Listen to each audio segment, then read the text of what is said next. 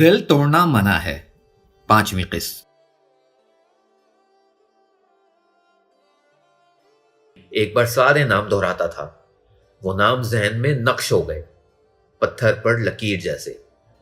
शुरू शुरू में ऐसा वो सिर्फ नाम जहन में महफूज करने के लिए करता था। बाद में ये आदत बन गई। हर आदत छूट गई, मगर ये नहीं। आज 12 साल बाद वो बड़े फख्र से कह सकता था, उसे अपनी जिंदगी का एक ऐसा दिन भी याद नहीं जब उसने अपनी सुबह का आगाज अल्लाह ताला के 99 नाम से ना किया हो, या रात को सोने से पहले उसने अल्लाह ताला के नाम ना दोहराए हो। दोस्तों के सामने उसने कभी खुद को शो नहीं किया। मजहब को लेकर हर किसी की सोच अलग होती है। जाने कौन तंग नजर या पुराने ख्यालात या फिर मौलवी साहब कहकर उसका मजाक उड़ाए। वो कहता था, जिंदगी सिर्फ मोहब्बत के लिए, यहां नफरत की बिल्कुल जगह नहीं है।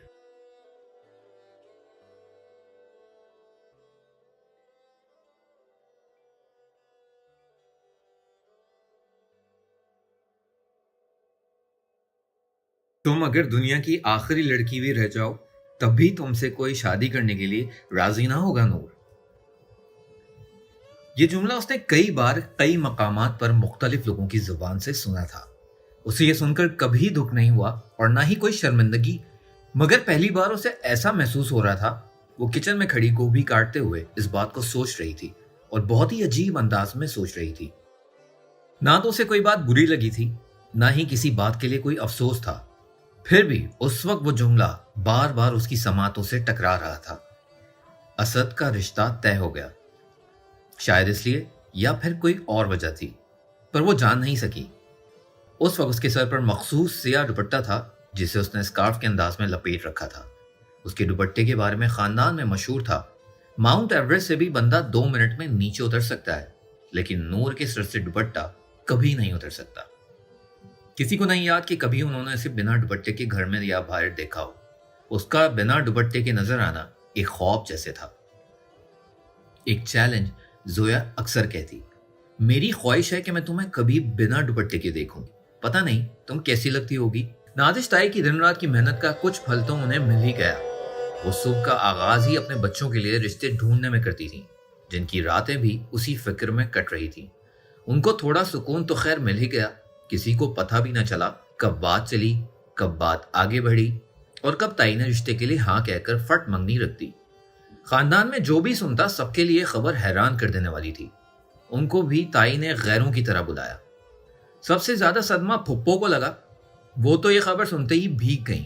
जब उन्होंने पहली बार ये ब्रेकिंग न्यूज सुनी तो कुछ देर तक तो बोल ही नहीं सकी। जाने कितने पल शौक की कैफियत में गुजर गए।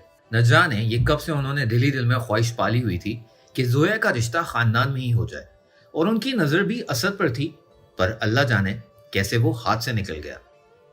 अपनों को ही अपने घर के बोझ नजर नहीं आते तो गैरों से क्या शिकवा। रात को फुप्पो अम्मा के पास आकर खूब दिल का गुबार निकालती रही। अब्बा और अम्मा जो पहले ही इतने उदास थे, फुप्पो के शिकवे ने मजीद अफसुर्दा कर दिया। दरअसल वो भी कब से असद पर नजर जमाए हुए थे। घर का बड़ा बेटा जो था, जिस तरह फुप्पो ने दिल ही दिल में असद को दामाद बनाने की ख्वाहिश रखी हुई थी, वैसे ही अब्बा और अम्मा उनकी भी यही ख्वाहिश थी। लेकिन वो ये बात कभी अपने मुंह से तो ताया सुल्तान से नहीं कह सके। हर बात कही थोड़ी जाती है, कुछ बातें समझनी भी पड़ती हैं। दिल के अरमान दिल में ही रह गए। खैर, अब क्या किया जा सकता था। वैसे उनके इस अमल पर सबको बहुत दुख हुआ था। क्या था अगर वो किसी दूसरे से मशवरा ही कर लेते, बहन या भाई से। लेकिन ये भी तो सब जानते थे ना, ताई के सामने बेचारे ताया की चलती भी तो नहीं। मशवरा तो दूर, हमें तो इत्तला भी नहीं दी गई। मुझे तो सुबह निशा की जबानी पता चला। एक ही तो बहन थी मैं, और एक ही घर में रहते हुए इतना फासला रखा उन्होंने। बहन एक थी तो भाई कौन सा लाखों थे। किसी को कानों कान खबर होने नहीं दी। यही डर था ताई को कहीं की कोई कुछ गड़बड़ ना कर दे। फुप्पो सारा गुस्सा निकाल कर अब जरा इमोशनल करैक्टर में ढल चुकी थी। अपना सफेद दुपट्टा वो आंसू से साफ करने के लिए बार बार आंखों के पास ले जाती। दुपट्टा खुश्क ही रहा, आंसू होते तब ना भीगता। उन्होंने ये सारा सीन 2 घंटे तक जारी रखा। वो भी पास हीटर के करीब बैठी कुछ लिखने में मसरूफ थी। वो बज़ाहिर लिखती हुई नजर आ रही थी, मगर सुन सब रही थी। उसे कोई बात छुपाने की कोशिश भी नहीं की गई। उनकी आवाज इतनी ऊंची न थी मगर उन्होंने अपने सरों को इतना ऊपर तो रखा हुआ था कि दूसरे ही पोर्शन में रहने वाले ताया और ताई उनके इज़हार ख्यालात सुन सकें। अगले दिन ताया सुल्तान ताई समेत फुप्पो के घर माजरत करने गई। वैसे तो ताई फुप्पो को इतनी अहमियत न देती, लेकिन जल्द ही उन्होंने असद की शादी का भी सोचा था।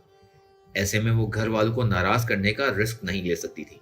अगर असद की मंगनी में उसकी फुप्पो या चाचा चाची मौजूद नहीं होंगे तो हजारों सवाल उठेंगे।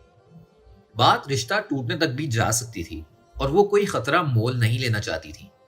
फुप्पो ने भी कुछ रो धोकर कुछ शिकवे शिकायतें करके बहरहाल ग्रीन सिग्नल दे दिए, और ग्रीन सिग्नल्स देने के पीछे सबसे ज्यादा हाथ साड़ी का था, जो ताई खुसूसी तौर पर फुप्पो के लिए लाई थी। एक छोटी सी रिश्वत जोया और असद को लेकर फुप्पो के दिल में कुछ ख्वाहिशात थी। ये बात वो कभी चाह कर भी उनसे बराह रास्त नहीं कह सकती थी। उम्मीद का एक दिया बुझा था तो दूसरा अभी तक रोशन था। वो ये बात कैसे भूल सकती थी कि उनका एक बेटा कंवारा है और ताई की 2 बेटियां कंवारी हैं। ऐसे ना सही तो ऐसी ही किसी तरीके से तो रिश्तेदारी बनेगी। जिस तरह ताई ने फुप्पो को बोतल में उतारा था, बिल्कुल वही फॉर्मूला उन्होंने अम्मा अब्बा पर इस्तेमाल किया था। अब जोड़े तो आसमानों पर बनते हैं ना भाई साहब, हम क्या कर सकते हैं। लड़की खूबसूरत थी, सुघड़ और सुशील, तो हमने हाँ करने में देर नहीं की। ताई ने अब्बा से ये कहकर सारी बात पर पर्दा डाल दिया, यानी कि इस टॉपिक पर दोबारा कोई बात नहीं होनी चाहिए। लड़की ना खूबसूरत थी और ना ही सुघड़ या सुशील, तो फिर ऐसी कौन सी वजह थी जिसके लिए ताई ने फौरन हाँ कर दी। जी हाँ, वो बहुत ही अमीर घराने की थी, जिसका मतलब था जहेज में करोड़ों का सामान, और ताई ने तो कभी भी सुंदर या सुशील लड़की ढूंढने की कोशिश भी नहीं की थी।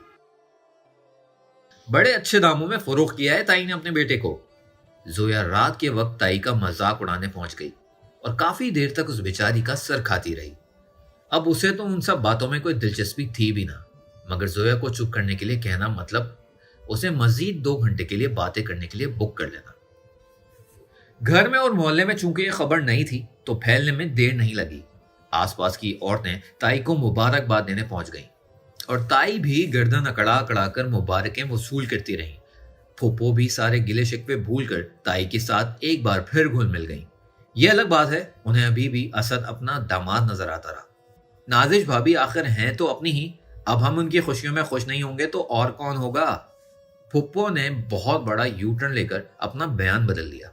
लगता ही नहीं था ये वही है जो 2 दिन पहले चीख चीख कर ताई को बद्दुआएं दे रही थी। शायद साड़ी कुछ ज्यादा ही कीमती थी। अब्बा अम्मा भी ये सदमा भूलकर एक बार फिर पहले जैसे हो गए। वक्त लगता है जख्म भर ही जाते हैं। शाम के वक्त वो कमरे में बैठकर कुछ लिखने में मसरूफ थी जब तेज हवा ने जामुन के सारे पत्ते फर्श पर बिखेर दिए। उसे तो पता ही नहीं चला, लेकिन अम्मा ने बाहर से उसे आवाज देकर बुलाया, नूर बेटा जरा यहां आकर झाड़ू मार दो। वो किताबें पेन वगैरह सब कुछ वैसे छोड़कर बाहर आई। सब्ज और पीले पत्तों से पूरा सहन चमक रहा था।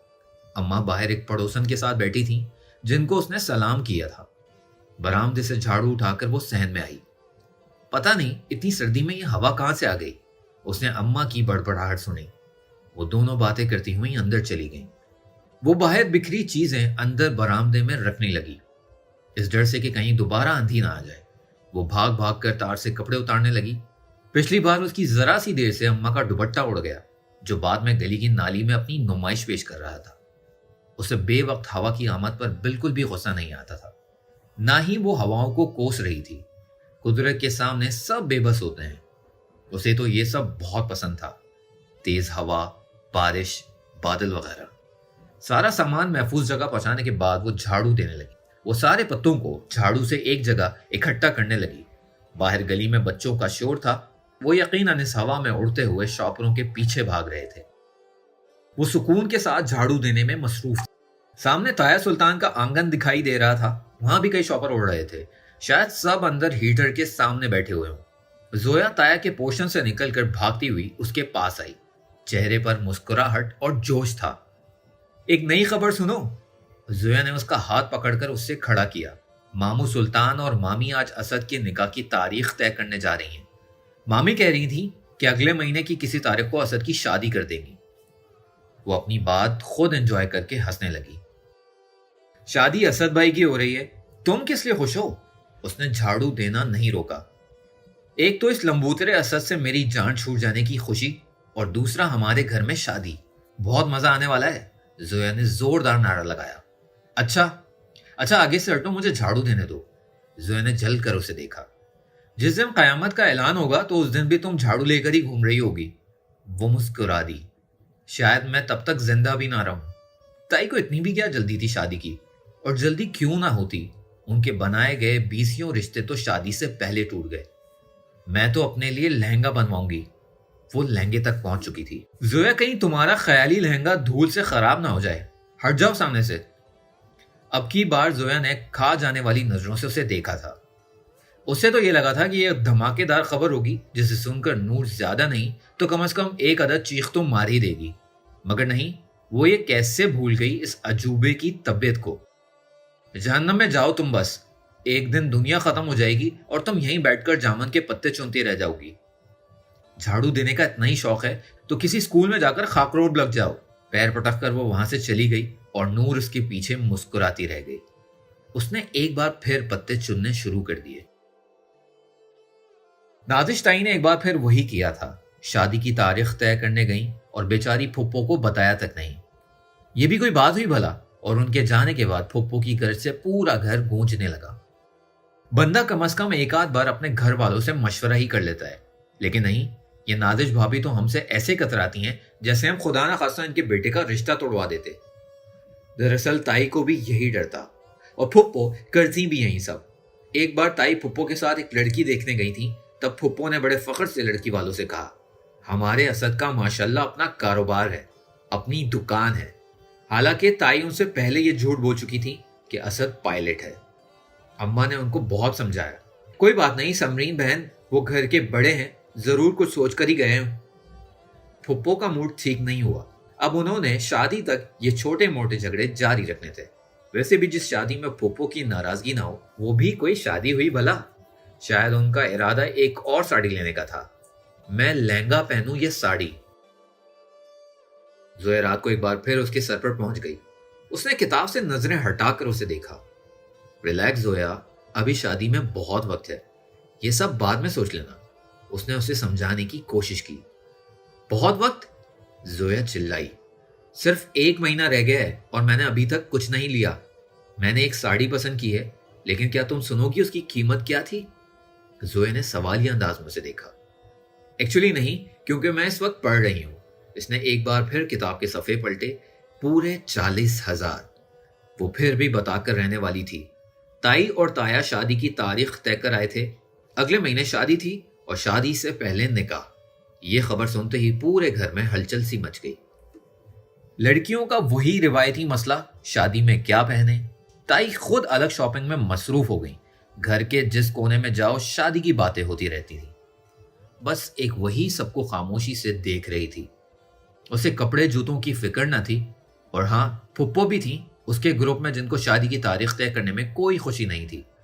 ان کو بنا بتائے یہ لوگ شادی کی تاریخ کیسے طے کر کے آ گئے، وہ ابھی تک یہ بات ہضم نہ کر سکی۔ اور زویا بھی جب کبھی ایکسائٹیڈ ہو کر ان کے سامنے کپڑوں کی باتیں کرتی تو وہ غصے سے کہتی، تیرے باپ کی شادی نہیں ہے۔ بات سنو لڑکی، جب تک تیری مامی آ کر مجھ سے معافی نہیں مانگتی، نہ میں شادی میں جاؤں گی اور نہ کسی کو جانے دوں گی۔ زویا کا تو رنگ ہی اڑ گیا۔ وہ بیچاری کتنی خوش تھی۔ اڑتے پھرتے یہ خبر تائی تک پہنچی تو وہ منہ بناتے ہوئے پھپھو کے پورشن میں آئی۔ دراصل تمہارے بھائی جان تم سب کو سرپرائز دینا چاہتے تھے، اس لیے کسی کو بتا کر نہیں گئے۔ تائی نے بڑا ہی بونگا جواز پیش کیا۔ ان کی اس بات سے کوئی بچہ بھی مطمئن نہیں ہونے والا تھا، تو پھپھو کیا چیز تھی بھلا؟ خاک سرپرائز؟ ان کے نکلتے ہی نیلم اور نشا نے گھر میں ڈھول پیٹنا شروع کر دیا تھا۔ پھپھو کو منانا مشکل ہی نہیں، ناممکن ہوتا۔ اگر تائی ان کے لیے 12,000 والی ایک اور ساڑی نہ لاتی تو۔ ساڑی دیکھ کر ان کا دل پگھل گیا، اور تائی بھی تو پورے ہتھیاروں کے ساتھ ان کو منانے آئی تھی۔ اب کیا ناراضگی، اسد تو بچہ ہے میرا۔ پھپھو نے ساڑی کے نگوں کو چھو کر دیکھا، وہ قیمتی تھے۔ پھر انہوں نے امن کا جھنڈا لہرا کر بات ختم کر دی۔ لیکن پکچر ابھی ختم نہیں ہوئی میرے دوست، کیا سمجھے؟ وہ ہمیشہ انسانیت کے لیے محبت اور ہمدردی کا پیغام لے کر آتا۔ جہاں کہیں کسی کو مصیبت میں دیکھتا تو اپنا آپ نچھاور کر دیتا۔ کسی کو خون کی ضرورت ہے، کسی کی بیٹی کو جہیز چاہیے، किसी की नौकरी नहीं लग रही, कोई बीमार है, इलाज नहीं हो रहा, ऐसे कामों में वो बढ़ चढ़कर हिस्सा लेता था। लेकिन इंसानियत की हमदर्दी में उसके अपने साथ कुछ ना कुछ होता रहता, जैसे कभी किसी गरीब को पैसे देने के चक्कर में बटुआ गुम कर देता, और इस बात का एहसास उसे तब होता जब वो चाय का बिल देने के लिए जेब में हाथ डालता। पैसे ना होते तो वो निचला होंठ दांतों तले देकर मुस्कुरा देता, अपना मोबाइल चाय वाले को जमा कराता और वापसी पर उसे पैसे देकर मोबाइल वापस ले लेता। लेकिन इस बार जो चीज उसने गुम की थी वो उसका बटुआ नहीं, बल्कि उससे भी कीमती उसका आईडी कार्ड था, और साथ 5,000 के 10 नोट भी। पैसों की खैर कभी उसे इतनी फिक्र ना होती, लेकिन उसका कार्ड एडमिशन और मुख्तलिफ बैंक से पैसे निकालने और जमा करवाने के लिए बहुत जरूरी था। सुबह से वो परेशान था और खाली लाइब्रेरी में टहलता रहा। उसने उमर को भी कॉल करके अपनी परेशानी बताई। वो उसका बेस्ट फ्रेंड था। ऐसे छोटे मोटे मसाइल में वो उसकी मदद किया करता था। लाइब्रेरी में वो उसके साथ बैठकर इस मसले के बारे में सोचता रहा। कैफे, तुम्हारे इस तरह टहलने से तुम्हारा कार्ड वापस नहीं मिलना, उसे टहलता हुआ देखकर उमर ने कहा था। वो ये सोच रहा था कब कहां उसने जेब में हाथ डालकर कुछ निकाला था जहां उसका कार्ड गिर गया। और इस सवाल का जवाब ज्यादा मुश्किल था, क्योंकि उसने दिन में कई बार कई मकामात पर जेब में हाथ डाला था, मोबाइल निकालने और रखने के लिए फुटपाथ पर बैठे गरीबों को पैसे देने के लिए। उमर उसकी आदत से तंग था। वो वक्तन फवक्तन उसे टोकता रहता था। तुम्हें क्या जरूरत थी खिदमत खल करने की? कितनी बार समझाया यूं हर किसी को पैसे निकालकर मत दिया करो, किसी दिन अपना नुकसान कर बैठोगे। अब गुम कर दिया ना कार्ड। उसके पास उमर के लेक्चर सुनने का वक्त बिल्कुल नहीं था। उसने ये याद करने की कोशिश की कि इसके सबसे आखिर में उसने जेब में कब हाथ डाला था, और उसे याद आ गया। वो कॉलेज के गेट के बाहर एक छोटी बच्ची थी जिसके हाथ में एक आधा खाया हुआ बर्गर था। शायद वो भी उसे किसी ने दिया था। उसने बच्ची को पैसे दिए थे, शायद वहीं उसके पैसे और कार्ड गिर गया होगा। मगर बाद में कॉलेज गेट देखने पर ना तो वो बच्ची मिली और ना कार्ड। वो सर थाम कर रह गया। नया कार्ड इशू करने में बहुत वक्त लगेगा। वो जैसे अपने आप से मुखातिब हुआ था। उमर ने तासुफ से उसे देखा कि अब भुगतो। लाइब्रेरी से अपनी किताबें उठाकर वो घर आया। घर आकर उसकी परेशानी खत्म ना हुई। खाने की टेबल पर उसने खाना भी नहीं खाया। अभी तक उसने ये बात दादी और रईसा बेगम से भी शेयर नहीं की। कैफ, तुम क्या करते फिर रहे हो? कल मैंने अखबार में तुम्हारी तस्वीर एक झोपड़ी में रहने वाले खानदान के साथ देखी, जिनको तुमने 5 स्टार होटल में लंच कराया था। खाने के दौरान रईसा ने उससे पूछा। ऐसी शिकायत उससे उनको हमेशा रहती थी। अपने वसी जराए से वो कैफ की हर सरगर्मी से बाखबर थी, और बजाय उससे सराहने के वो अपना मयार सामने रखती। अलबत्ता दादी उसकी ऐसी सरगर्मियों से बहुत खुश थी और उसे खूब सराहती भी थी। उसने माँ की बातों पर इतना गौर नहीं किया, और ना रईसा ने उसके चेहरे पर गौर किया। वो अपने कमरे में आ गया, लेकिन आज के दिन उसका मूड बहुत खराब हो चुका था। वो बार बार ऊपर देखकर दिल ही दिल में दुआएं मांग रहा था। रात के 12 बजे तक वो लैपटॉप पर बैठा रहा। उसकी परेशानी खत्म ना सही, लेकिन कम जरूर हो गई थी। उसने दिल को समझा लिया था। सोता वो वैसे भी 12 बजे था, मगर आज नींद नहीं आई थी उसे, और लैपटॉप बंद करने के बाद वो दोबारा डायरी लिखने लगा। फिर कुछ देर मोबाइल, फिर टीवी, फिर सिलेबस की किताबों को खोल खोल कर सफात पलटता रहा, और देखते ही देखते 2 बज गए। और वो एक सफा ऐसा था जिसमें उसकी तलाश का इख्तिताम था। खुली आंखों से मुंह खोले वो सामने खुले सफात को देख रहा था।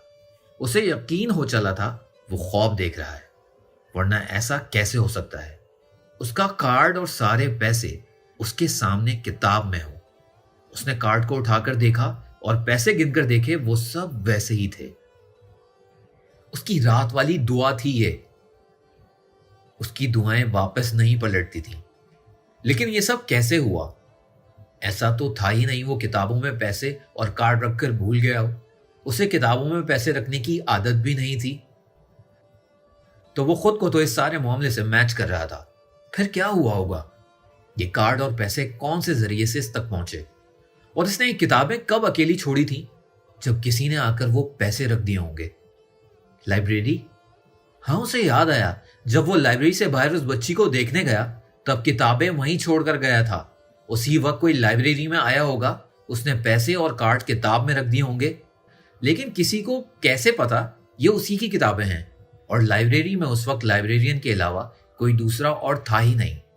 तो फिर वो बेचैनी से उन पैसों और कार्ड को नहीं बल्कि ये सोच रहा था ये सब उसकी किताब में किसने रखे थे।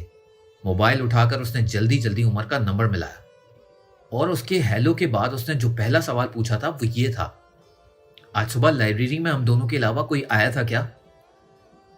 उसने तेजी से एक ही सांस में पूछ डाला, रात के 2 बजे तूने सिर्फ यही जानने के लिए मुझे नींद से जगाया है? उमर की नींद में डूबी हुई आवाज सुनाई दी। वो शायद यूं अपनी नींद खराब किए जाने पर गुस्सा था। प्लीज बता दो उमर, बहुत जरूरी है, उसने इल्तिजा की। उमर जानता था अब वो सुबह तक इंतजार नहीं कर सकता, इसलिए उसने आंखें बंद करके जहन पर जोर देकर याद करने की कोशिश की। सुबह लाइब्रेरी में कौन आया था और उसे याद आ गया। जब हम लाइब्रेरी से बाहर निकले थे तो हमारे पीछे एक ही लड़की थी जो किताबें निकाल रही थी। उमर ने काफी देर सोचने के बाद बताया कि कौन थी वो लड़की? उसने बेसब्री से पूछा। यार वो चादर वाली मासी जो अपनी कजन के साथ आती है, उसने जवाब मिलते ही कॉल कट कर दी और आंखें बंद कर मुस्कुराया। जहन में मासी की मुकम्मल तस्वीर आ गई।